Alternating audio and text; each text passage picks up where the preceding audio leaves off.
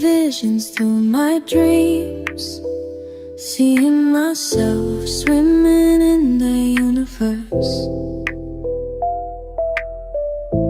My ancestors gave me gifts to read cards, predict and heal.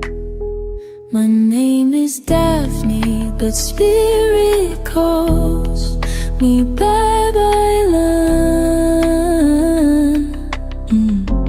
Angels communicate through numbers. Intuition is so deep. The gift I fully embrace within.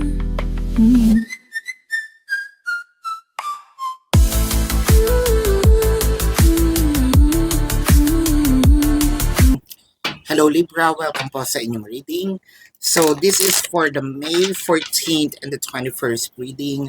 Ayan, welcome pala no, sa Timeless Tarot 111 where intelligent spiritual people meet. Ayan. I want you to know that this is a general reading. You may resonate with the entire reading or you may resonate with some bits and pieces of the reading. Take what's only yours. Magsimula na tayo, no? Libra, I feel like madami tayong mga nakikita ngayong mga signs. It could be angel numbers, no? Especially angel numbers 1111, 111, 222, 333.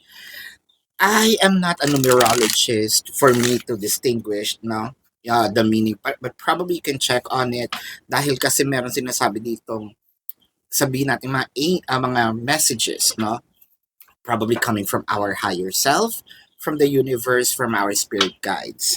I think that medyo, sabihin natin, matigas ang ulo natin lately, no?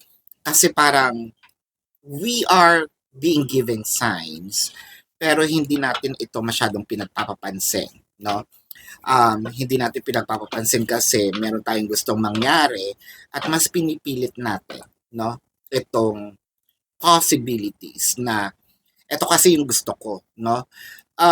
Sa mga singles, I feel like siguro meron tayong ngayon siguro sa sarili din natin, no? Merong mga nag-a-approach pero ayaw natin kasi hindi sila pumasa sa standards. Doon sa mga may crushes and no labels, baka naman kasi din minamadali masyado itong supposedly na smooth flowing, no, na connections with the person. It may not be commitment yet, no, pero kasi nagbibigay na rin somehow ng either motibo, nagbibigay na rin ng interest, no, itong ating crushes or itong ating person na binibigyan ng pansin. So parang mas gusto natin ngayon, I want more. Doon sa mga in a relationship, siguro mas lalo natin pinapalalim. And there's nothing wrong about pinapalalim itong relationship. Pero kasi, again, that is a relationship. That should be a two-way street, no? Baka kasi isa lang ang sabihin nating gusto magpalalim ng relationship, yung isa nag-enjoy pa muna sa kung anong meron kayo. So, I feel like kailangan muna nating i-enjoy, no, yung journey prior going to the destination. Married couples nandun na sa destination kasi to. But I feel like siguro baka meron ding nag-step back, no? Whether this is you, whether this is your person, parang sinasabi yata na sandali, parang napabilis yata tayo ng mga desisyon sa buhay. Ngayon, parang nararamdaman ng isa dito na, uy, sandali, nagbabago siya. And I feel like nade-deprive ako, no, or parang nasa-set aside yung aking emotion dahil nga merong mga pagbabagong nagaganap. A third-party situation, I feel like meron kasi ditong somehow nagiging cold, no, itong relationship. But then again, it doesn't really mean na porket medyo cold itong relationship, parang kasing nasa perception natin, no, na cold kasi yung relationship, ayaw na sa atin ng person. Ganon din itong nasa in separations. With the Two of Cups, the King of Cups, the Seven of Pentacles. Meron naman kasing emotions. Kailangan lang natin medyo mag-antay ng kaunti, no? Ng kaunti pang pasensya, habaan itong pasensya. I feel like meron kasi mga pag-amin, no? I feel like itong pag-amin naman na ito is more of makakabuti sa relationship. But then again, itong pag-amin nito ni person, parang gusto niyang sabihin, maghinay-hinay muna tayo for a little while, no? Yes, nandun yung pagmamahal, pero hindi kasi ako makaalma, hindi kasi ako makapagsalita. So chances are ginagawa ko ito through actions. So doon tayo nasasaktan. Kasi siguro nababasa tayo ni person na kapag bumuka yung bibig nila, we will take it against them, no? Or again, baka pwedeng ito ay palit ng scenario, no? Singles, I feel like meron tayong inaantay na tao, no? Ayaw nating mag-take ng initiative. Parang feeling ko parehas kayo nag-aantayan nito.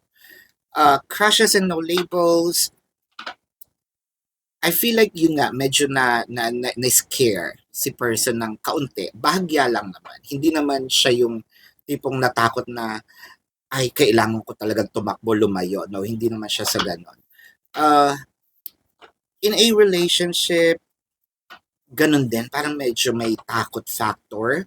Kasi kapag nagsalita ako, baka you might take my word against me. No? The Moon card, the Seven of Swords, the Queen of Swords. Ngayon, Seven of Swords is clarified by the Four of Pentacles and the Wheel of Fortune. Nakikita ko ngayon dito sa mga may relationship na sa married couple, third party, and dun sa, hanggang dun lang. Nakikita ko dito parang madalas ang away, no? Meron sigurong nag-iisip, you're doing something behind my back, you're doing something sneaky, no? You're probably betraying me, kaya ganyan ang iyong mga inaasta ngayon. Kaya hindi ka nakatulad ng dati, no? Doon naman sa mga singles, crushes, no labels, I feel like siguro gumagawa ito ng excuse, no? Siguro may mga post ito para hindi para pagselosin kayo, para siguro sabihin sa inyo nang hindi niya masabi ng harapan na merong taong nag-aabang sa akin, no? Merong taong naghihintay, merong taong may interest din sa akin, parang feeling ko interesado din. I feel like, yes, masakit dahil ito ay sinadya. Pero I feel also na ginawa ito deliberately para masabi sa inyo indirectly na you need to back off a bit, no? The Queen of Cups, the Nine of Wands, and the Ace of Swords. Ngayon, kung oobserbahan lang natin itong situation, relationship mo with your person, nandun naman talaga yung emotion. Hindi na yung maitatanggi. Nandun na yung love, namumuo na, no? It grows bigger. Siguro nandun na rin yung perception na, oo, mapupunta kami sa isang committed relationship. But then again, ayokong minamadali. Siguro yun yung pinaka bottom line nitong situation, no? ng reading na ito. Merong isang nagmamadali, merong isang hindi kasi niya masabi dahil baka nga iba yung dating, mapasama pa, no? So I think that the person is taking actions in a different way, and I feel like their way of saying step back a bit is nakakasakit, no? Nasasaktan tayo. Pero in reality, hindi naman ito totoo. Parang sinasabi lang na dahan-dahanin, no? This is your reading, Libra. Let's check the zodiac sign of your person. Pero bago po yan, gusto ko pong ipaalam sa inyo na sa kabilang channel po, Babaylan TV. Yan po ang ating unang channel catered for our international audience.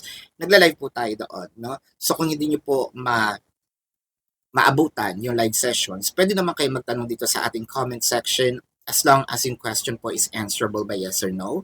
Pero kung hindi po kayo papatulugin ng yes or no nyo, pwede naman po kayo dumiretso sa ating, magtanong dito sa comment section or dumiretso doon sa ating website. Sa description box ng video na ito, there is a link.